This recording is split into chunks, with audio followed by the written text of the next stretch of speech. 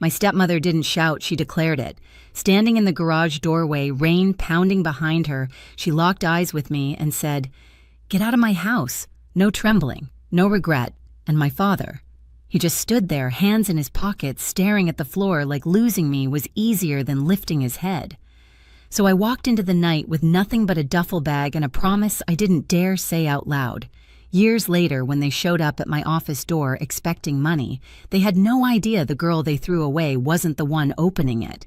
But that's not even the part that shocked them most. I wasn't always the woman people see now, confident, self-built, hard to shake. Before the office views and the awards on the wall, there was a 12-year-old girl trying to survive the kind of silence that can hollow out a home. My mother died suddenly, a brain aneurysm that stole her in a single morning. One minute she was humming Motown while flipping pancakes the next. The house felt too big for its own walls. My dad and I tried to keep moving, heating frozen dinners, sorting laundry. We never folded right, pretending we weren't drowning in the quiet she used to fill. For a while, it really was just him and me. He'd come home from the auto shop smelling like motor oil, ruffle my hair, and tell me I was stronger than I knew. I believed him. I needed to. Then he met Frances, a waitress with sharp hazel eyes and a smile that always felt calculated. She came into our house fast, too fast. A courthouse wedding, 3 suitcases, a cat that immediately took my mother's old rocking chair like it owned the place. At first she acted sweet, rearranging the pantry, reorganizing closets, trying to mold our home into hers. But sweetness was just the opening act. Frances became the keeper of every dollar that entered the house. She questioned receipts, circled grocery items in red pen, sighed loudly whenever I poured a glass of milk. My father, tired from double shifts, let her. Maybe he thought letting her handle the numbers meant things were finally under control. Maybe it was easier than confronting her. Maybe he thought choosing peace meant choosing her. Either way, he didn't choose me. The girl I was back then tried hard. I wanted the house to stay calm, the air to stay warm. I folded laundry, set the table, clipped coupons for her grocery lists, worked babysitting jobs on weekends, and handed her my crumpled fives like offerings. She barely looked up. My grades soared, A's stacked on the fridge like proof that I was worth keeping. But Frances would tap the report card with a manicured nail and say, "Good. College isn't cheap." My dad would smile, weak and apologetic, then look at her as if waiting for permission to be proud. By 13, the house rules were hers. Curfews, chores, a rotation of tasks that would make a diner manager flinch. I tried to hold on to pieces of my mother, a faded hoodie that still smelled like her lotion, the rocking chair she used to read to me in. Frances called them clutter. One day, they simply disappeared. My father helped her load the chair into the trunk without meeting my eyes. That was the first time I felt something in me break. And yet, I stayed. I tried. I told myself families could be fixed if you worked hard enough. I didn't know then that some people don't want family, they just want control. And I was becoming too old and too aware to be controlled for much longer. The older I got, the tighter Frances tried to pull the reins. By 16, I'd learned to read the shift in her voice the way sailors read storms, soft at first, then sharp enough to cut through whatever hope I was still holding on to. Money became her favorite weapon. Every grocery trip turned into an interrogation under the kitchen light. She'd hold receipts like evidence circling Apple's yogurt, even off-brand cereal, as if I'd committed crimes by eating. "Extras aren't in the budget," she'd say, sliding the paper across the table. My father would clear his throat, look anywhere but at me, and let her decisions stand. School wasn't an escape. It became leverage. I needed poster board for a science fair project. $3. She told me to earn it myself. So I mowed the neighbor's lawn for $5, came home sweating and proud, and watched her take most of it for household costs. She handed me back a single dollar like it was charity. Birthdays vanished. Mine passed without a card, without a candle, without a moment that felt like I mattered. I baked brownies from a mix with money I'd saved from babysitting, shared them with neighbors who remembered my name better than my own father did. Frances took one, complained about the calories, and asked if I'd factored in the cost of cocoa powder. Still, I held on. I kept telling myself she'd ease up, that my father would eventually see what was happening, that if I stayed patient, stayed quiet, stayed good, something would shift. But the house only grew colder. The real turning point didn't arrive with shouting or slammed doors. It arrived quietly in a single sentence that snapped the last thread holding our family together. I had just come home from school clutching a history test marked 98% in bright red ink, the kind of grade I used to celebrate. My father was in the recliner, Frances perched on the armrest flipping through paint swatches for what used to be my mother's sewing nook. When I stepped forward holding out the paper, Frances didn't even look at it. She just said, almost casually, "One income, one child. That's the plan now. Blood or not, grown girls need to stand on their own 2 feet." My father opened his mouth as if to object, then closed it. No words, no defense, no recognition of the effort I'd poured into every A, every chore, every dollar I brought home. In that moment, I realized something crucial. Frances wasn't trying to build a family.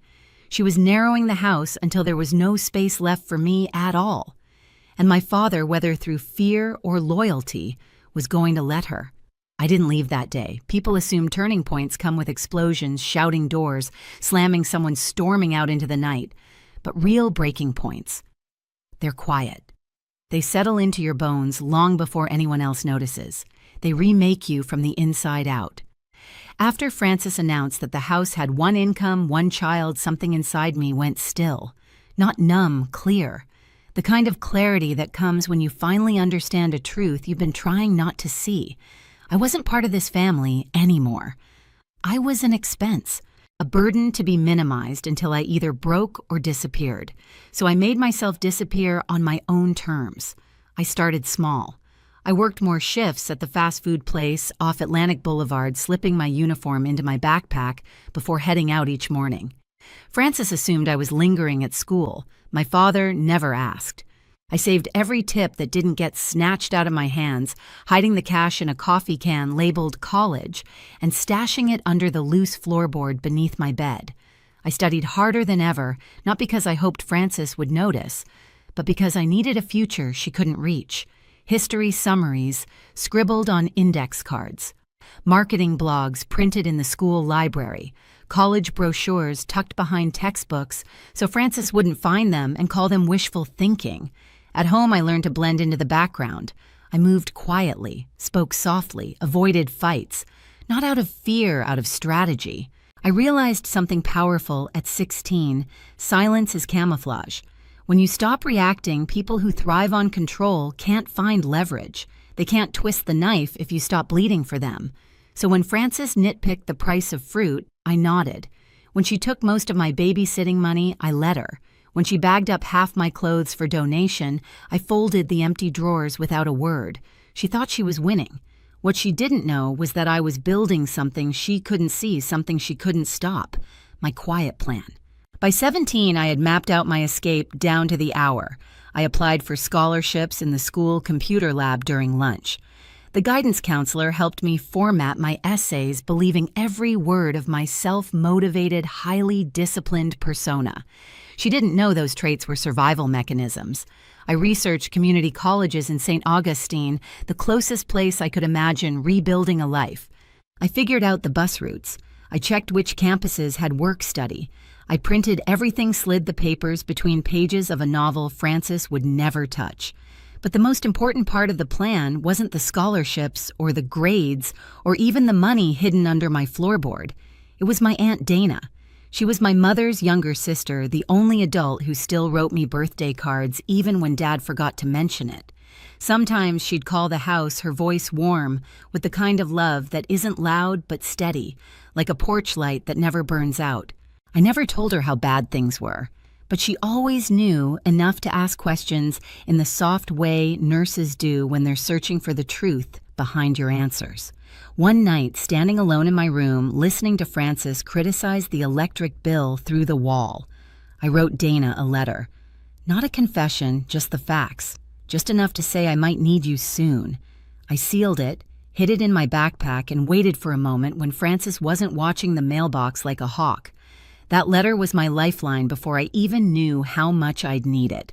Things escalated fast after that. Frances found my college brochures while cleaning. She waved them like contraband. This fantasy isn't in the budget. Be realistic, Kayla. My father stood behind her, rubbing the back of his neck, eyes tired. No one asked why a 17-year-old should already understand the weight of mortgage notices and grocery receipts. The next week, she found the envelope of tips I'd saved. She didn't ask, it simply became car insurance money. My father watched without speaking a single word. That was the moment I understood I couldn't wait to turn 18. I couldn't wait for scholarships. I couldn't wait for a future she hadn't approved. My path wasn't something I would step into someday. It was something I needed to run toward now. The night everything happened, the night she ordered me out of the house, wasn't a surprise. Not really. When someone spends years pushing you closer and closer to the edge, you eventually learn how to land on your feet. As Frances shouted in the garage doorway, telling me to leave tonight, not tomorrow, I felt a strange calm settle over me. She thought she was staging a final blow. She thought I'd break, cry, beg, but she didn't know I had already planned my exit. She thrust a duffel bag into my hands, then a bus ticket. One way. Your aunt knows. My father hovered behind her, his silence familiar, almost expected. I stepped into the Florida night with only one thought: I'm ready. The bus station smelled like metal and coffee.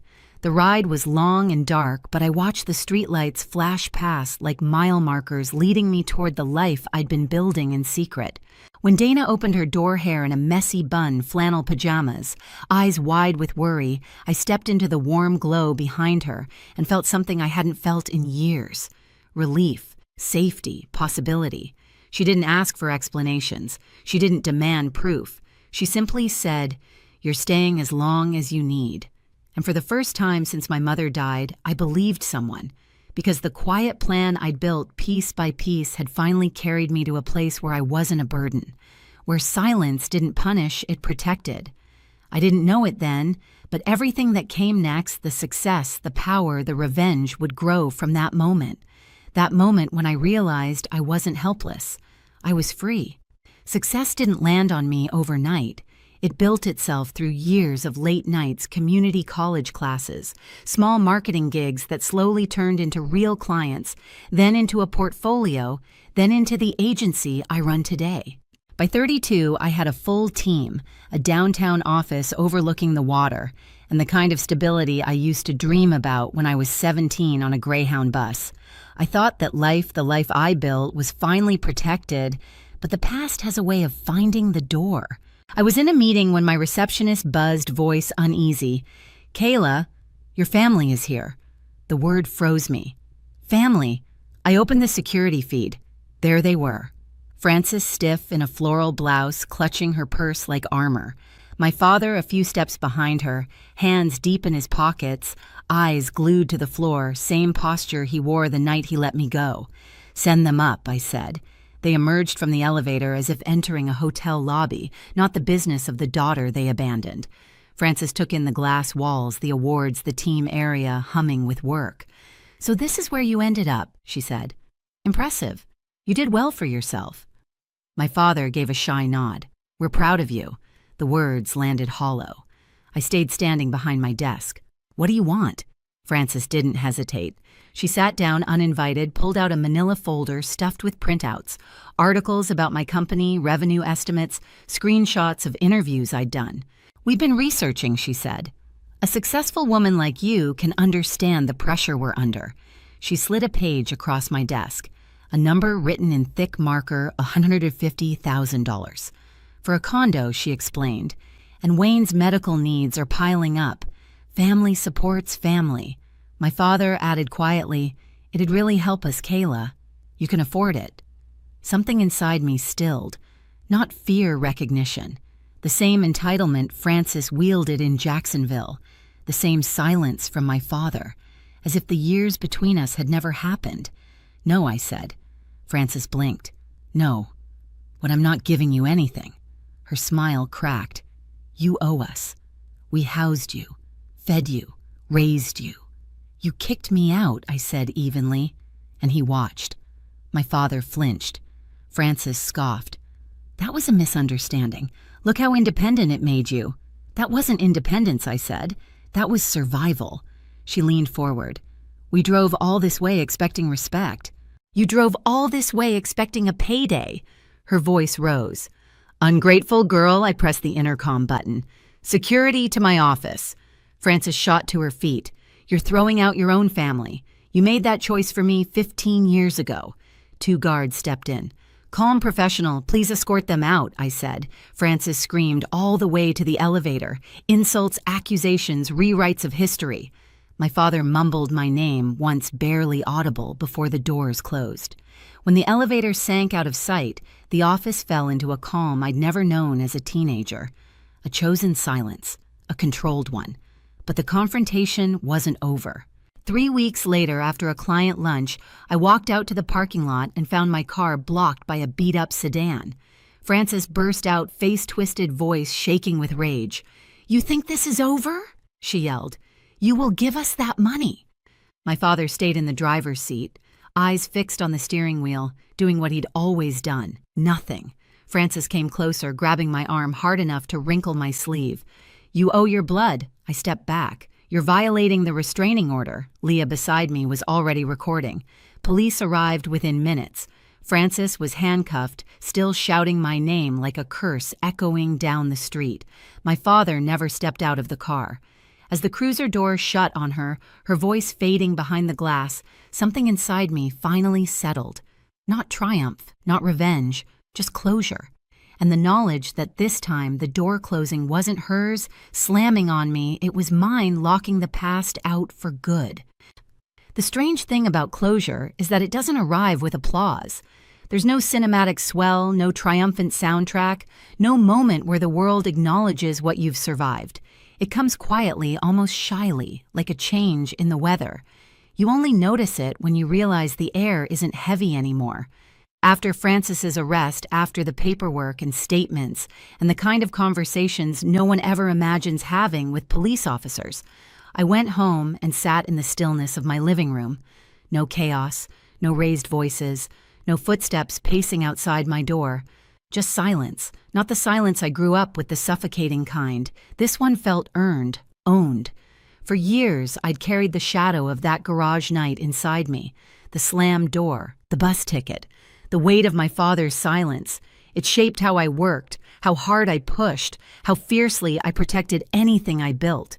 I told myself that success would erase the memory, that achievement would unwrite the narrative of being unwanted. But when I looked out my window that night, watching the streetlights flicker across the pavement, I realized something: success doesn't heal abandonment. It only gives you the tools to face it. What healed me was the boundary. Choosing myself when they expected me to fold, standing firm when they counted on the girl I used to be, saying no out loud with witnesses, with confidence, with laws on my side. That changed something fundamental. I thought about Dana, the woman who stepped out into the rain in flannel pajamas to pick me up at a nearly empty bus station. The woman who cleared a room for me without hesitation, who never asked for repayment, who never made me feel like a burden. She didn't save me so I could grow into someone who tolerated less than I deserved. She saved me so I could build something better, and I had. The company, the team, the life I realized, they were never about proving Frances wrong or earning my father's love back. They existed because I chose not to let their version of me become the truth. As I sat there, a quiet clarity settled over me. Blood may shape your story, but it doesn't get to write the ending. I do.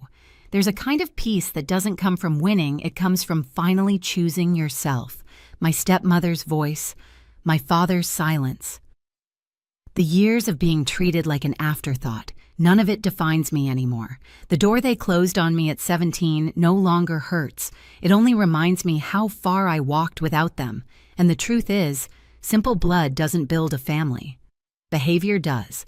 If you've ever had to draw a line to protect your peace, tell me what part of my story hit you hardest. Comment your city and subscribe for more stories of breaking free from toxic ties.